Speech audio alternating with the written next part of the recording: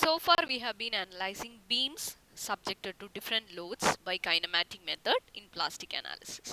Today we are going to see how to analyze frames subjected to vertical and horizontal loads by kinematic method in plastic analysis.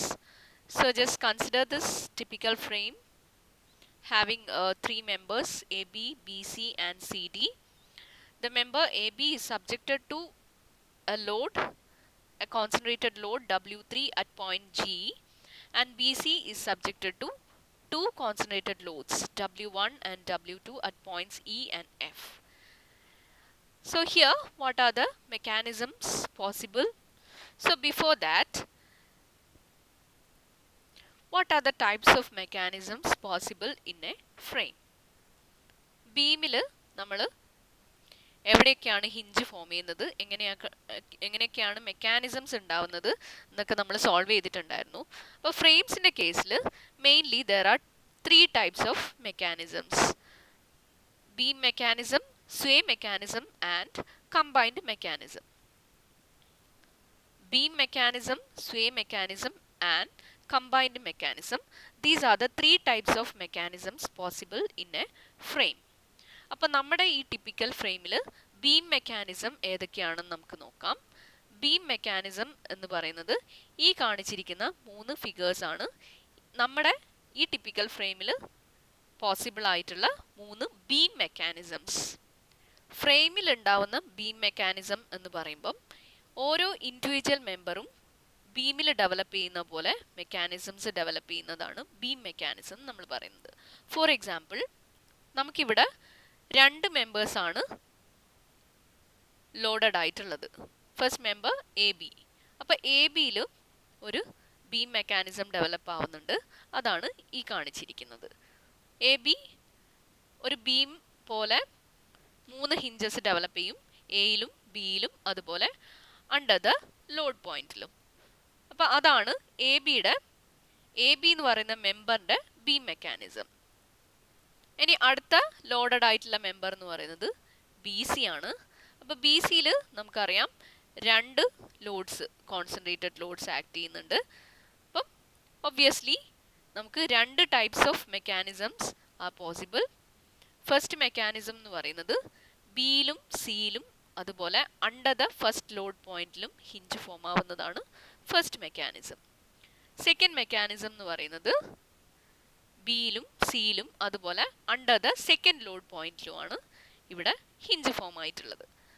അങ്ങനെ മൂന്ന് beam mechanism ആണ് നമ്മുടെ ഈ കാണിച്ചിരിക്കുന്ന ഫ്രെയിമിൽ possible ആയിട്ടുള്ളത്. അതായത് ഓരോ ലോഡഡ് ആയിട്ടുള്ള ഇൻഡിവിജ്വൽ മെമ്പറും ഒരു ബീം പോലെ മെക്കാനിസം ഡെവലപ്പ് ചെയ്യുന്നതാണ് നമുക്ക് ബീം മെക്കാനിസം എന്ന് പറഞ്ഞിരിക്കുന്നത്. അടുത്തത് സ്വേ മെക്കാനിസം ആണ്. സ്വേ മെക്കാനിസം എന്ന് പറയുമ്പോൾ when there is a considerable sway in a frame and thus a collapse mechanism is developed, അതാണ് നമ്മുടെ സ്വേ മെക്കാനിസം എന്ന് പറയുന്നത്. ഇവിടെ 4 ഹിഞ്ചസ് ആണ് വേണ്ടത്. 2 ടോപ്പ് ഹിഞ്ചസും 2 ബോട്ടം ഹിഞ്ചസും ആണ് സ്വേ മെക്കാനിസം ഡെവലപ്പ് ചെയ്യാൻ വേണ്ടത്.